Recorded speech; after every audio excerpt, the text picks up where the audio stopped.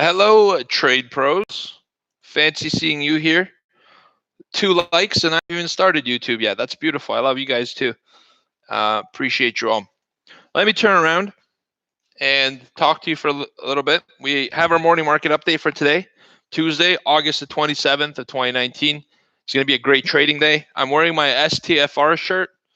Non-coincidentally, it stands for Sell the F Rip from Trade Pro Academy. It's pretty cool. Nice little thing on the side sleeve. And you guys all gonna ask me, when can I get one? This project's been delayed a lot of times, or e-store, for good reason. You'll find out why. It's just the quality is not coming out as good. This t-shirt's pretty good, but if you look at it, it's like silk screened red right onto the black, and it doesn't look as good. So we got to put some white in the background somehow. We got to figure out technology a little bit better. And also, like, if you get the shirt, don't expect to have great pecs like this. Just kidding. You should see Victorio's. Let's get starting. Morning market fun fact. The S&P's fallen 2.5% on 3 separate days this month, and it's the first time that's happened since 2011. All right, these drops have helped offset 6 separate gains of at least 1%. So every time we get a rally, all this means is when we get a rally, for one reason or another, like a Trump tweet or any developments out of the Fed, that gets faded and sold off. And so that's why the STFR shirt is being worn today. I think this is going to be an early morning sell opportunity. And I think that by mid-morning, that could wash out and we could find some higher prices into the afternoon. All right. This morning, we have a whole bunch of updates about different stuff. There isn't really much unity because different things happen in the market that wasn't pertaining to one topic. It's a more traditional market structure anyways. Johnson & Johnson shares are actually up 5.4%. Yeah, $572 million award goes to the plaintiffs or the state that charged Johnson & Johnson. All right, $572 million fine. But the stock is up 5% because it was less than the expected $17.5 billion. But what you got to understand about lawsuits is that the person suing is always asking for a lot more than they're hoping to get. And the judge knows that, right? It's like, I'm going for $1 trillion. Yeah, great. Now let's go to court and figure it out. So they've been awarded $572 million, and that's on the back of duping doctors into overprescribing opioids for clients who don't need them. There's a lot of this going on in the industry. I don't want to talk too much about it because it seems that anyone who takes a really vocal stance against this seems to disappear. And so that's all I'm going to mention on it. That's what was said in the lawsuit. Powers that be, that's not my opinion. Johnson & Johnson gave up much of its early gains, now up only 1.9% in pre-market, but it's an interesting reaction to a fine. The fine was less than expected. So even though it was a settlement not in favor of Johnson & Johnson, the stock still rallied because it was less damage than had been priced in already. I tell you guys this a lot. It's not the event itself. It's not the news that comes out that's important. It's what's already been priced in compared to what the news is that comes out. There's a saying in our business, buy the rumor, sell the news. The rumor was there's going to be a massive fine. This fine was much less than expected. All right, so that's why stocks are up. In other news, Iran pretty much dismissed the United States' intent to have a meeting. This is very interesting. They said a meeting with President Trump is unimaginable. That's a pretty strong word. I think of all the words you could say, unimaginable is probably the worst one. Think about that. Unimaginable. Terrible is one thing, all right? Atrocious. No freaking way until hell freezes over. Unimaginable. That's deep. Imagination is what powers a lot of manifestation, all right? It said unless America lifted sanctions, it doesn't want to negotiate at all. Iran said that it's interested in solving problems in a reasonable way, but not in a photo op. So apparently, Iran's president Rouhani declined a photo opportunity with Donald Trump, and they pretty much snubbed Donald Trump's administration. And this is after Trump signaled that he'd be open to a shift in policy and to resume talks. Emmanuel Macron, the president of France, did a lot of the legwork to try to get the two sides to come together. That's off the table now. All right, and it could contribute to some weakness in oil markets. There's a tanker afloat right now in the Mediterranean Sea from Iran with 2.1 million barrels of crude oil.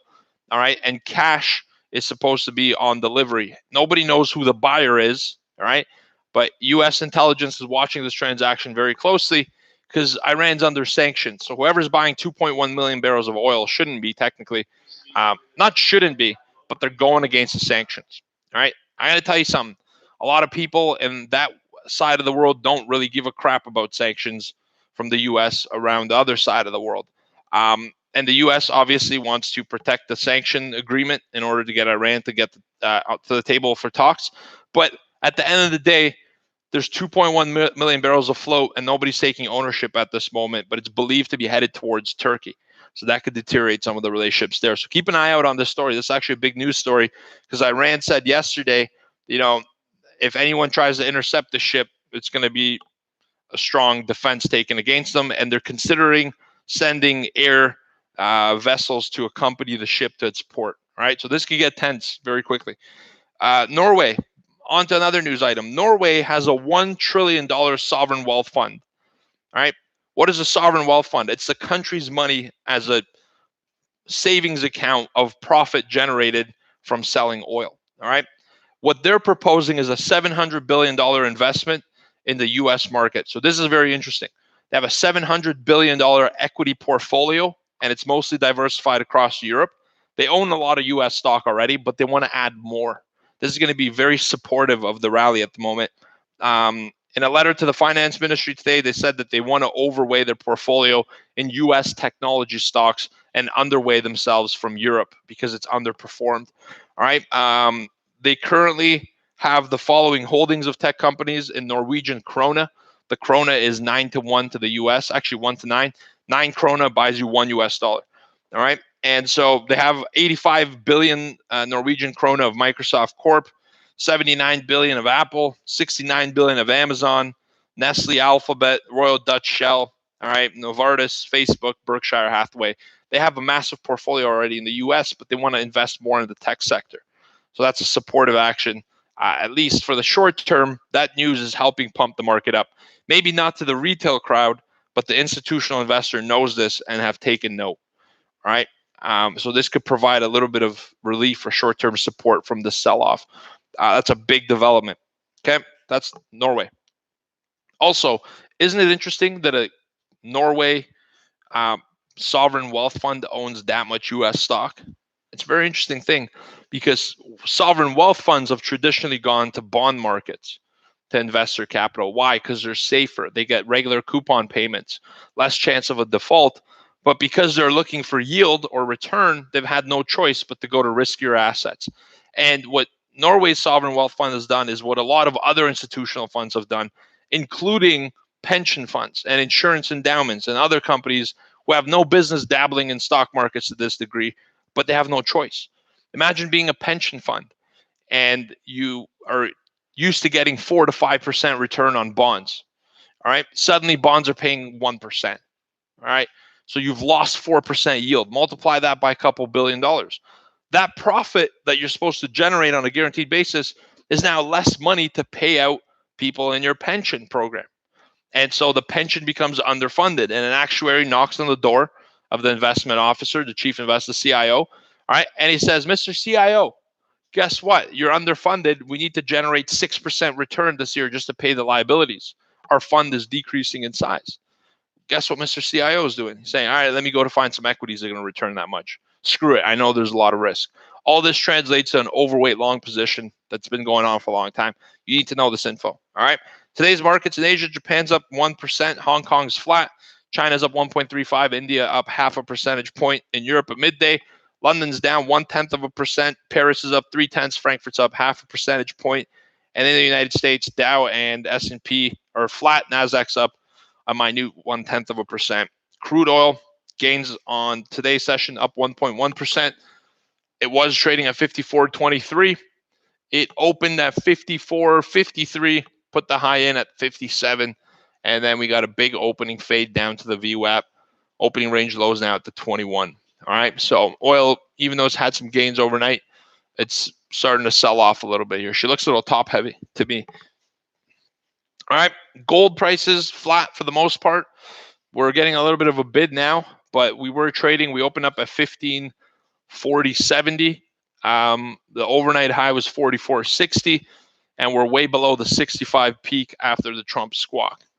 All right, that's what we're seeing. We're still above the previous day close, previous day low, and overnight low. So these levels should act as support for the time being for gold. Below there, obviously, you have sell stops. Bitcoin's down 2%, still holding above 10,000. This morning at 10 a.m., we have consumer confidence and the Richmond Fed Manufacturing Index out of the United States. We get the latest look at manufacturing numbers. This is very important. We have a YouTube video coming out explaining why the United States has lost so many manufacturing jobs and an idea on how to get them back. All right.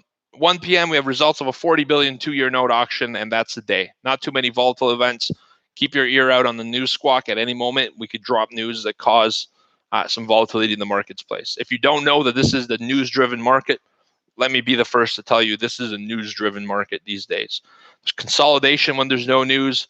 One news event pops the volatility. We take out stops to one direction and consolidate again.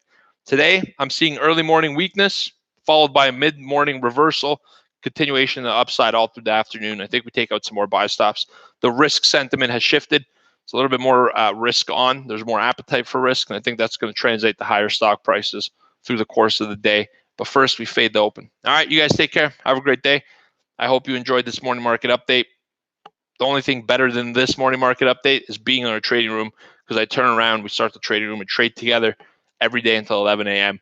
with remarkable success. Love you guys. Appreciate you all. Send you and your family love, joy, and happiness. If you like this video, upvote it. If you don't like it, downvote it. It helps our engagement anyways. Appreciate you all. Your opinion counts. Voice it. You guys take care. Have a great day. Let me turn around and open up the trading room. Boxy, over to you as the oil man, because the oil market's already open and rocking. And you probably already have a few trades in. Wouldn't be surprised. The open to the VWAP trades panned out. Fading it, like buying? I'm saying Boxy's taking profit on a short that he had from 42. I'm going to go ahead and guess short at 42. Right back inside the prior high. Let's see. We could all be wrong or all be right. YouTube, have a great day. I'm going to pass over to Atlanta for our oil desk update, and then I'll take it over for equities. You guys have a great day. Thanks for tuning in. Thanks, Slim.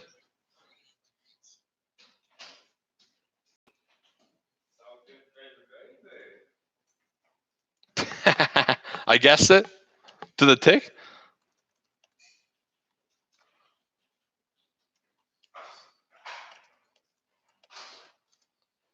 I knew it.